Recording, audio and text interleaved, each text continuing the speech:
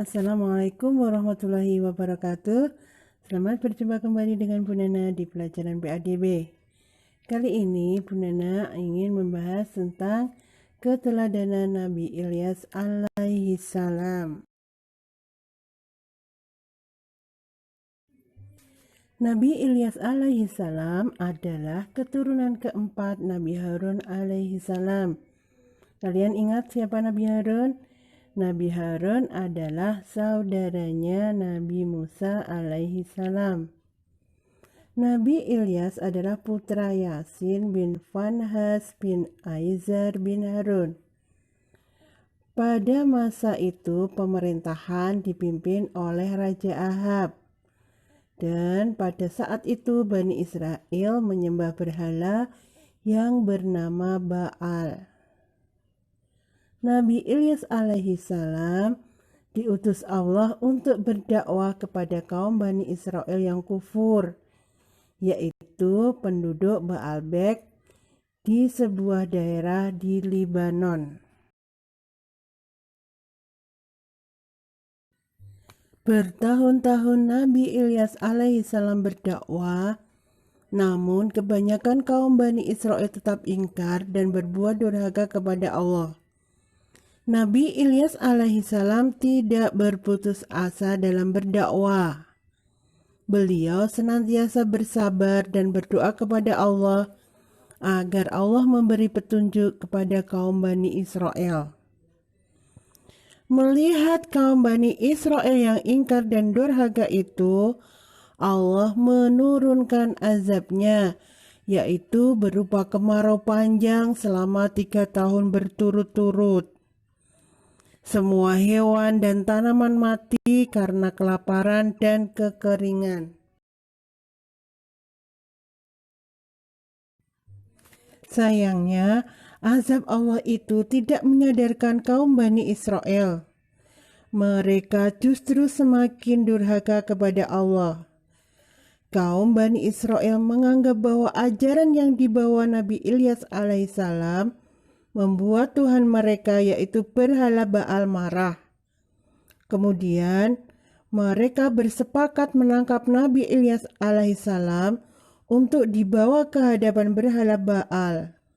Mereka mengira jika Nabi Ilyas ditangkap dan dibunuh di hadapan berhala Baal, maka bencana kemarau akan berlalu dan berganti dengan kemakmuran. Kemudian beliau bersembunyi di gua selama kurang lebih 10 tahun. Karunia yang diberikan Allah kepada Nabi Ilyas alaihissalam ketika bersembunyi adalah selalu tersedia makanan. Ketika Nabi Ilyas kembali ke kaum Bani Israel berjanji akan taubat jika azab tersebut dicabut oleh Allah Subhanahu wa Ta'ala. Setelah kaum Bani Israel berjanji mau bertobat dan meninggalkan berhala Baal dan akan beriman kepada Allah Subhanahu wa Ta'ala, Nabi Ilyas alaihissalam berdoa dan memohonkan ampun kepada Allah agar Allah menghentikan penderitaan Bani Israel.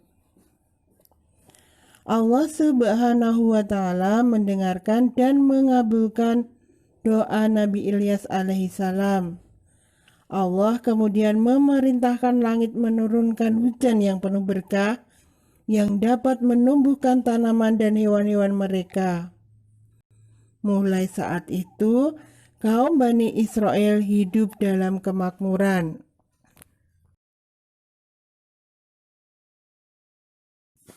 Tetapi setelah mereka hidup makmur, kaum Bani Israel kembali durhaka kepada Allah Subhanahu wa Ta'ala. Kemudian Allah memberikan azab kepada kaum Bani Israel dengan azab yang lebih berat dari sebelumnya, yaitu gempa bumi yang sangat dahsyat sehingga banyak mereka yang mati. Orang-orang yang beriman selamat karena mereka pergi menyelamatkan diri terlebih dahulu.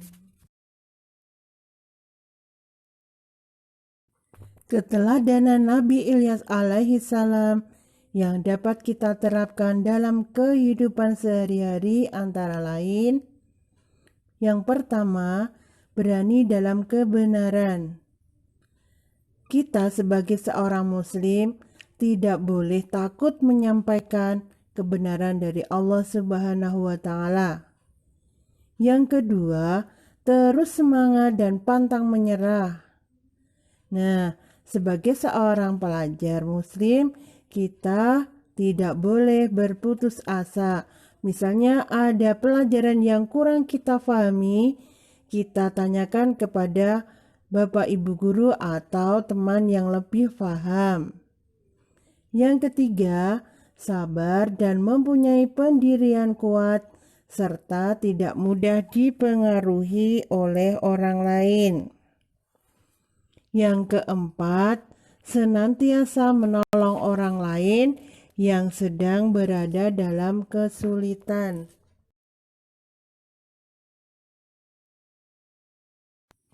Untuk pertemuan kali ini, Bu Nana cukupkan sekian dulu.